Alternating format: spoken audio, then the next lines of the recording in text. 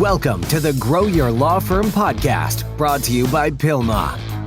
This podcast helps lead lawyers to more growth, profit, and freedom. Here is your legal marketing expert and host, Ken Hardison. Well, hello, everyone. This is Ken Hardison, and welcome to another episode of Grow Your Law Firm. And today we have the privilege and honor of having Micki Love.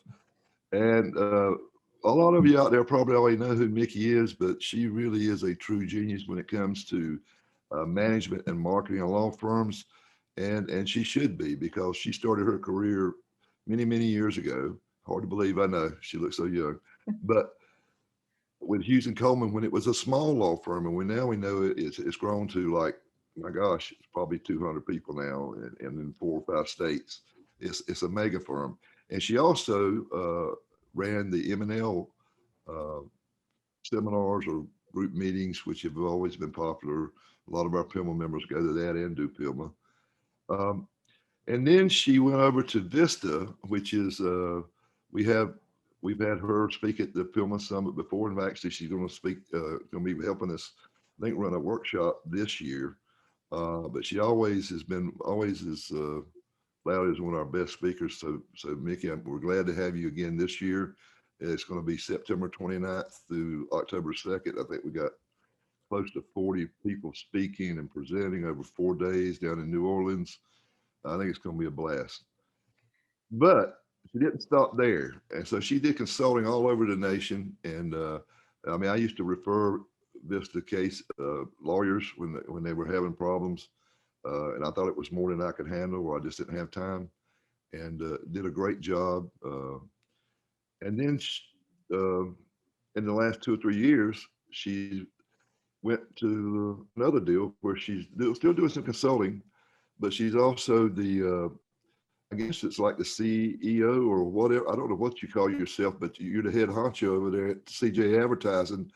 And they've added another dynamic to that. It was already a great advertising company, but now they've got some consulting mixed in with it. I actually talked to one of your clients the other day, and that was one of the reasons they went with you, is because you had that aspect of it. So you have differentiated your company, because I don't know any other advertising agencies, because I call you one of the big 4. I mean, the way I look at it, you're one of the big 4 in the country for lawyers, especially PI lawyers. So you've differentiated yourself, which I think shows that y'all are really good marketers, just not good at management. So I appreciate you being on the show. I hope I didn't too long-winded, but when you got all those accolades, I got to let people know about who you are, so that they'll stay and listen and know that you're just not another pretty face. Okay. Well, thank you. I appreciate it. Yeah, and so we're going to talk today about how to increase your average fee. And before we get started, I do this presentation. I call it the 7 levers of cash. And one of the ways that you, of course, can increase your cash flow or your net profits is, of course, just raise your fees. But another way you can do it, and I think so important, is that you can increase the average settlement value of your case. And I think some lawyers overlook that, Micki. And so I want to talk about that, because we talk about it, but how have you seen firms actually do this, implement this process? Yeah, I agree with you, Ken. I think, over the years, we've had the privilege of working in and out of, over 150 personal injury law firms across the country, and visiting with many more. And so often they want to advertise more because they want to make more money, which is great. But as you mentioned, we like to set our ad agency a little bit aside and say, okay, let's look at the holistic picture of the firm first and make sure that we're seeing some key targets being hit operationally before you just throw more money at advertising. I love advertising. I think it's the best thing you can do with your dollars. But I also think if your firm's not healthy and whole, then trying to spend your advertising dollars, you might as well just be throwing it out the window. So average fee is one of the things that we like to take a look at and see if your firm is on par with what we're seeing across the country in other firms. First thing we do is break all the fees down by case type. So we want to know, what does your automobile average fee look like versus your slip and fall personal injury average fee, because those two things are very different. And if you have workers' comp in your state, it can be even more different for that. Social Security is not so different across the country. It kind of all falls in the same range, as you would know. But those other three main case types can be pretty vastly different, and they can vary from firm to firm, even within the same state, depending upon how the firms are working up their cases. So that's the first thing we do when we go in, and we look at that in intake, obviously, because intake is, the heartbeat of the law firm. And then how did you do on those is the average fee on the other end of that. So we can tell a lot from a firm just by those two little rules, or two little KPIs, I should say. And so this takes me all the way back to years ago when I was working at Hughes and Coleman, and I had the privilege of being the COO and working for that firm for over 20 years. And we went to this summit that was put on by someone, and it was double your revenue in 3 years. And so we had to sit down and come up with this process of how are we going to double our revenue in 3 years. And that was a really daunting process for us because we were a pretty large firm at that time. And to think about taking our revenue and doubling it in 3 years, we had to really struggle to think of, how are we going to get there? And one of the best things that we did is figure out we weren't doing everything we could to maximize the cases we already had in-house. It was a hard thing to say to ourselves, but also a very important aspect of what we needed to do in order to grow. And so we sat down and we really dissected a case and decided, what are the steps that have to be followed in order to know that we have adequately done everything we can to maximize the value of this case for our clients. And the very first rule that we came up with was talking to our clients. And it may sound very simple. And when we go into law firms, they're like, oh yeah, we talk to our clients all the time. But when we break those communications down, they're very irregular, and not every client's getting spoke to all the time. So they have those clients that are the squeaky wheels that definitely get spoke to all the time. And then the cases where a lot of things are happening, those clients get talked to a lot. But that big group of cases in the middle sometimes just gets lost in a regular communication cycle. So, I would highly encourage every firm, if you want to increase your average fee, break down your communication cycle with your clients. How are you measuring it? Where does this show up in your case management platform so that you can see it as a percentage of communication?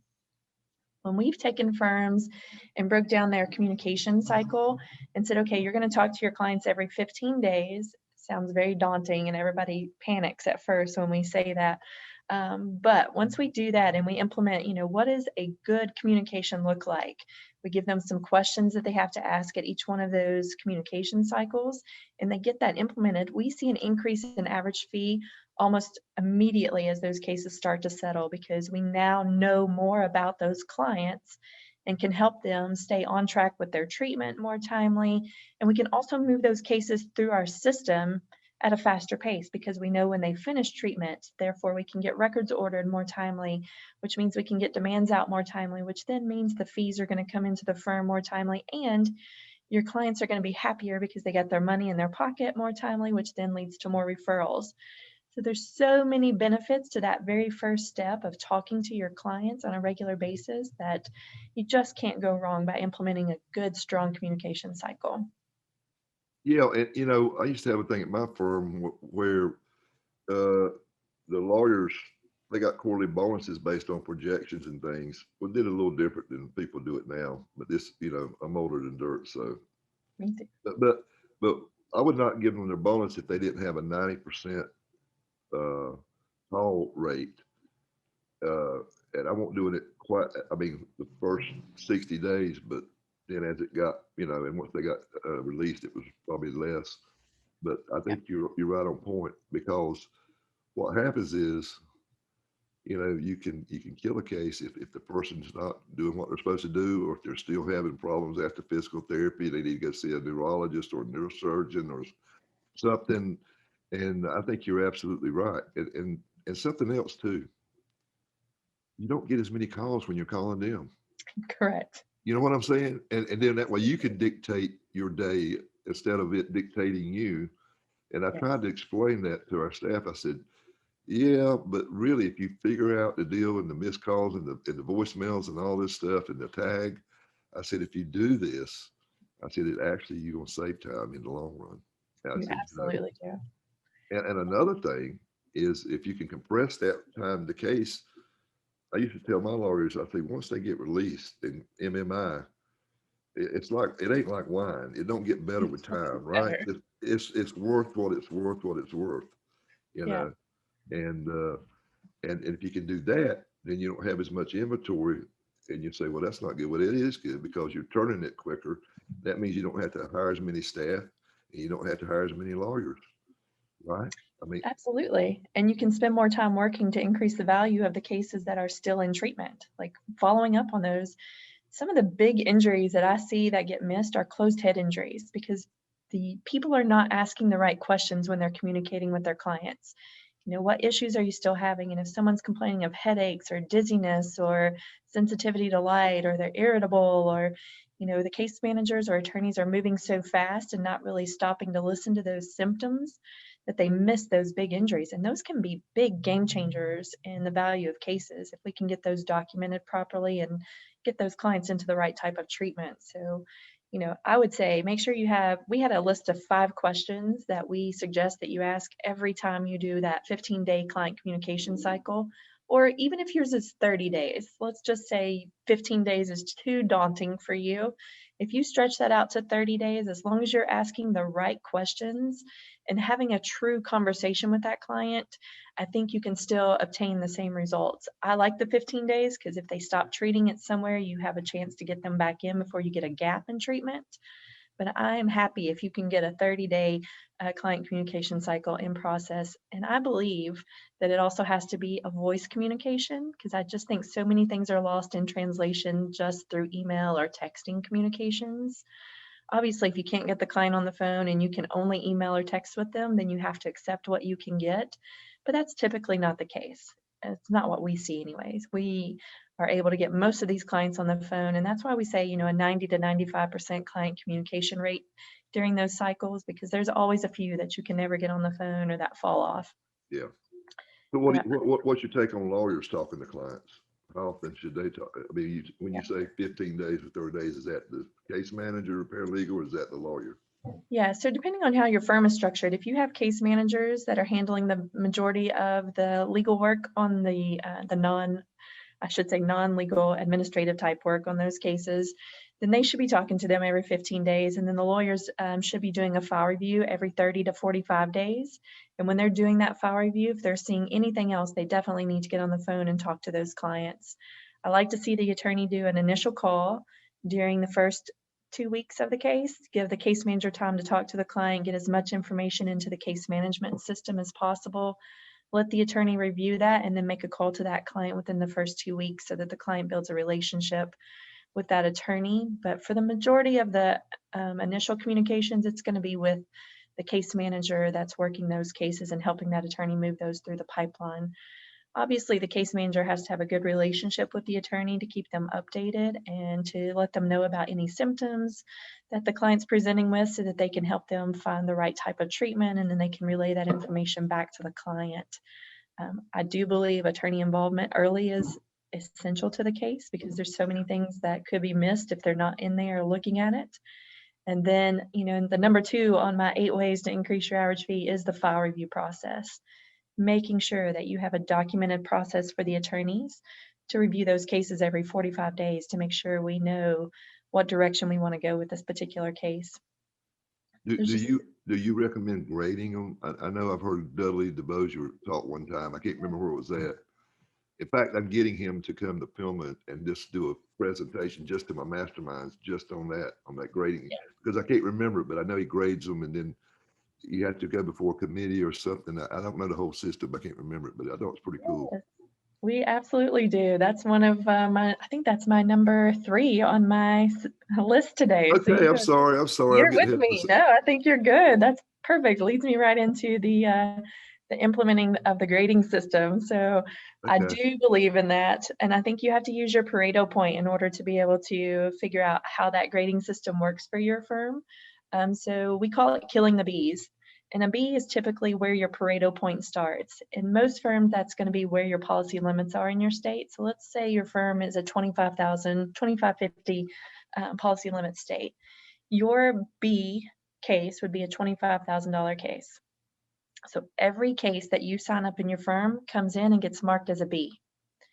Then at that 60 days, 90-day mark, whatever your firm decides is the time frame where you have all the information in, like police reports, property damage, a good handle on what the client's complaints are and their medical treatment, that's when we want to start killing the Bs. And when you're either going to move them up to an A and the B, and I'm sorry, an A or an A plus, or move them down to a C or a D, depending upon how your Pareto analysis works out for your particular firm. This allows us to be able to see what's in our pipeline. You know, what do these cases look like?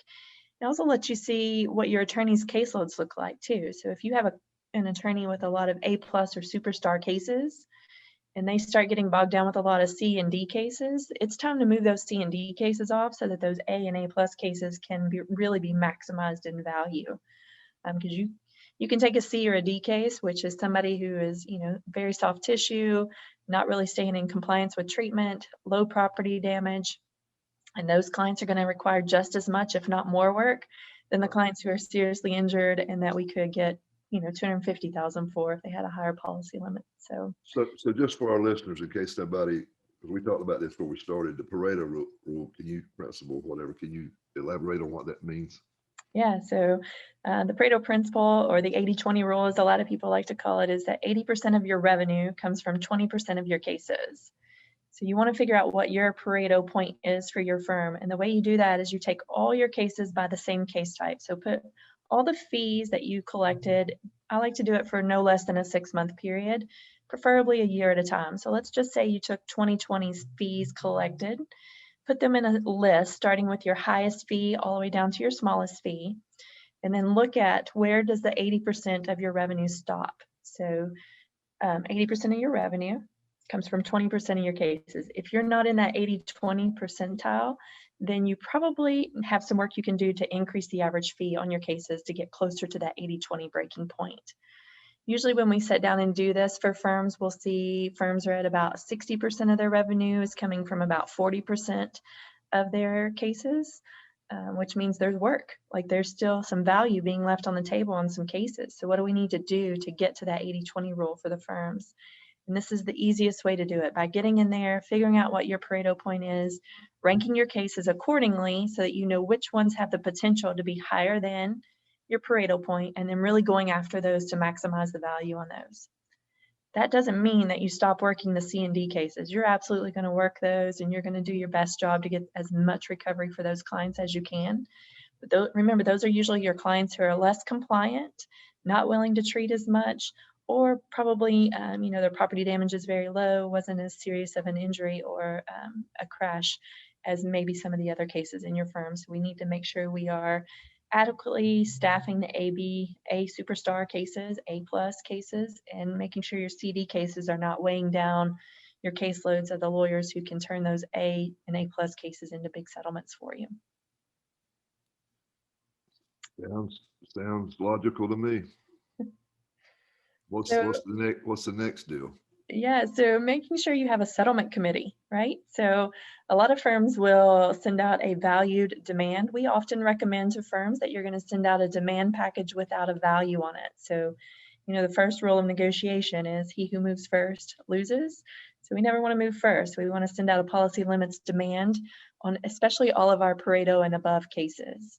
Once we send out that demand, we're going to have a settlement committee meeting, and we'll bring all of the demands that went out for the week before, and we'll roundtable that. So the attorneys need to come to the table prepared to talk about the injuries, the rule of the road that the defendant broke, and what value we believe the case has on it.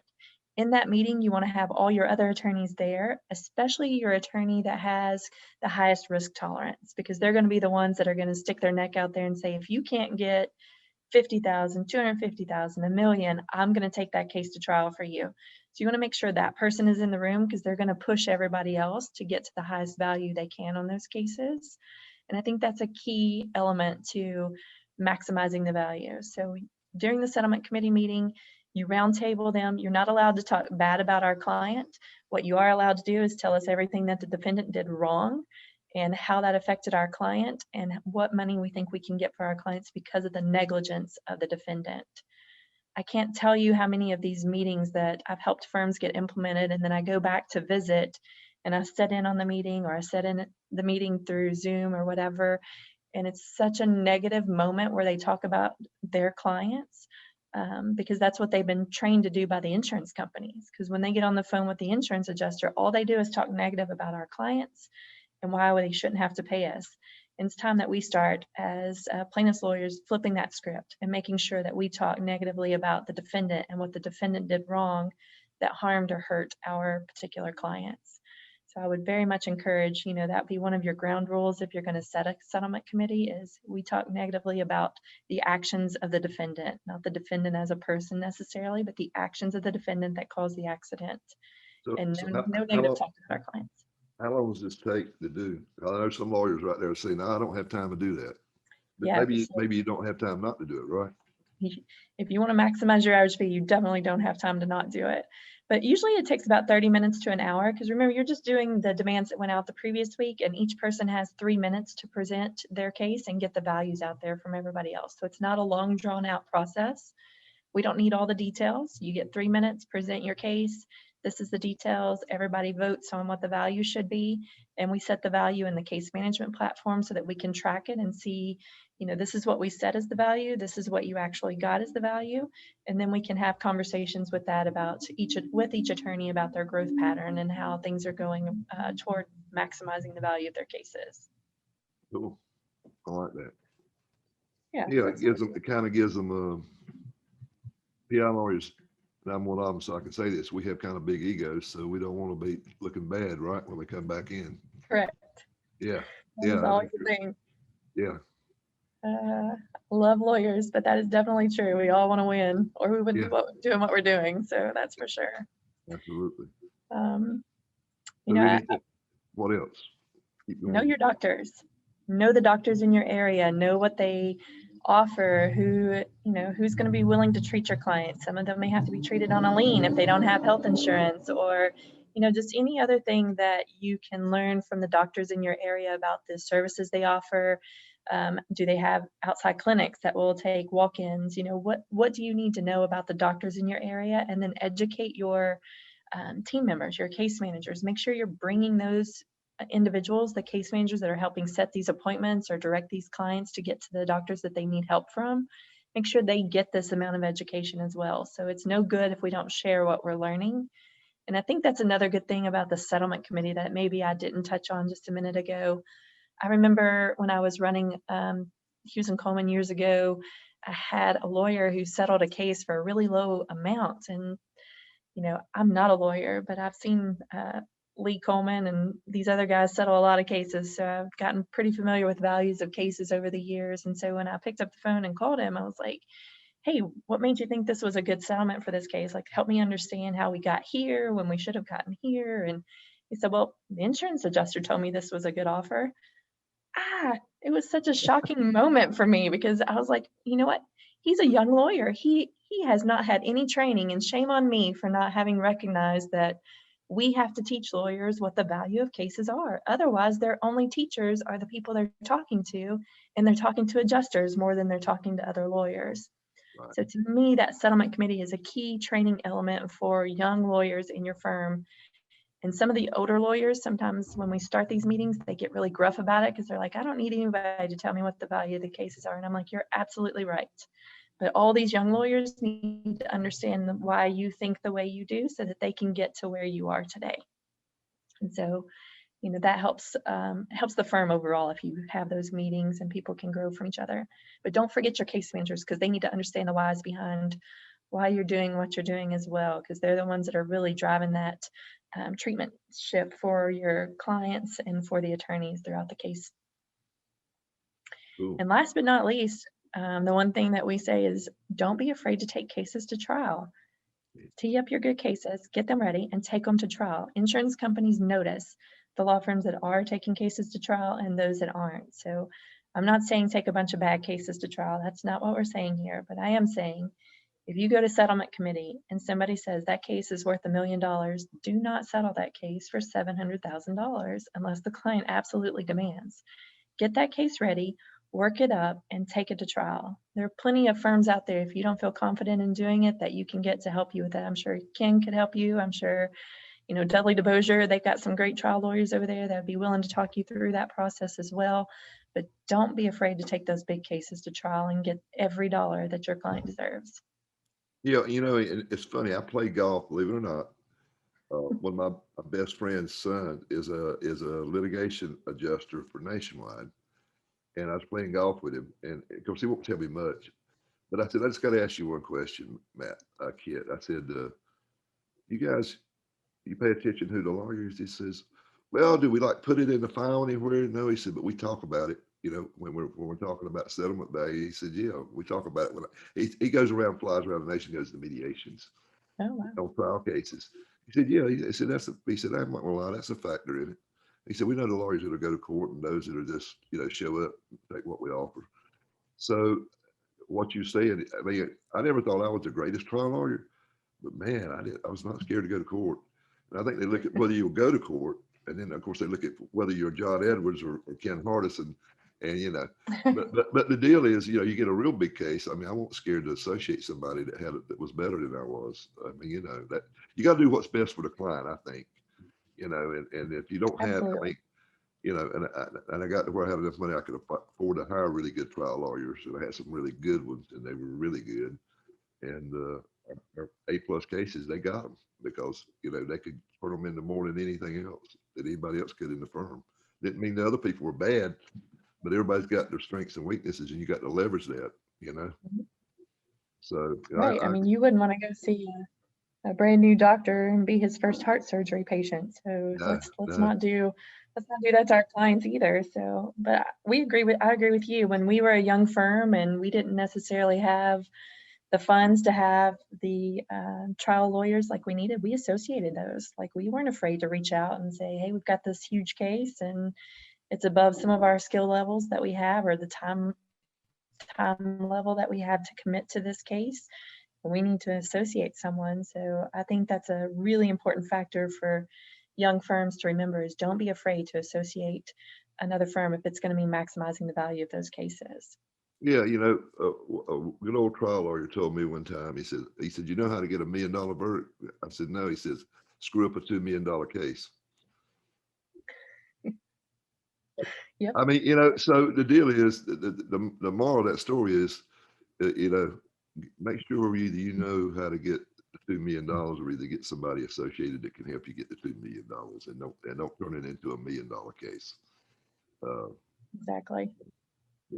But I agree with you. I mean, I think the deal is, my young associates, I wanted them on the smaller cases. I would make them, push them to go to trial. I said, you need to go to trial so you know how to evaluate cases. Like when you're talking to an adjuster, I said, because you're going to lose some and you're going to win some. But the deal is, when you're talking to an adjuster, you can say, well, I tried a case just like this 6 months ago, and I got this, and I'm going back and do it again. That's just the way I looked at it, but I don't know. I agree. I felt like it was a good way to. I used to tell the adjuster, I said, you're helping me.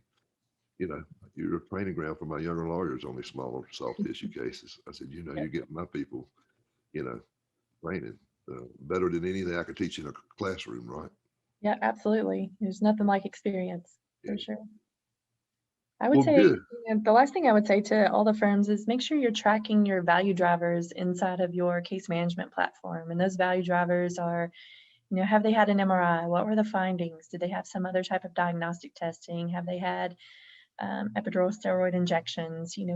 Anything that you find as a value driver, which client communication cycles to me is a value driver. So make sure you're tracking that as well. And most every new platform that's out there, whether you're using BackDocket or Smart Advocate or Litify or any of those other fancy CRMs that are out there, even Needles, you can build the screens out to help you track all of these things so that you, as the manager of the firm, can see all of your cases in real format time, quick time. So you can say, okay, we're only 40% of our cases have had an MRI. Why is that? Like, if they're hurt, then let's see if we can't get more of our clients in to get an MRI. Are we talking to them often enough to know, or did we just forget to mark them, or whatever it is? Make sure you're tracking it. Surgery recommended, surgery scheduled. Those are some great value drivers to be watching as well. And those are the cases that whoever's managing your attorneys at your firm should be watching those cases and making sure they're getting the adequate treatment that they need to maximize the value in those as well. Great advice. This has been so good, Micki, which I knew it was. I was excited to do this. I appreciate you having me. You always give great information, and I'm all about the meat, not the fluff, and that's why I like this. Yeah, me Great too. deal. So if somebody wants to get up with you and pick your brain more, or just maybe even want to hire you, how can they get up with you? Well, my email address is mlove@cjadvertising.com, or you can just go to cjadvertising.com, and my cell phone and my email address are there on the homepage. And I'm happy to talk to anybody anytime. This is all I've done. I kid everyone and say I started when I was 5, but I did do the math the other day, and I realized that this year will be my 30th year working for personal injury law firms. And so I do love it, and I've seen so much change and growth and how clients are treated, how cases are worked, and just, it's a real pleasure to help those who need the help get their cases settled. So I'm glad to be part of that in some way. Well, we appreciate it. I'm glad that you have stuck with it, and not give up on it or anything, because you made a difference. And listen, you people out there, Micki is going to be at the 2021 PILMA Super Summit, and her and about 39 other speakers. I got lawyers. I got people that are going to be talking about management, about marketing, digital marketing, TV marketing, everything. And I think Micki can vouch that. We usually pack it full of content. I mean, not junk. I'm talking about real stuff you can use and take back to your office. Stuff like you just did today. Yeah. I'm excited to be there. I always learn something every time I'm there. And so I'm excited to be there, and I hope to see everyone else there too. Thank you. Until next time, this is Ken Hardison, dedicated to your success.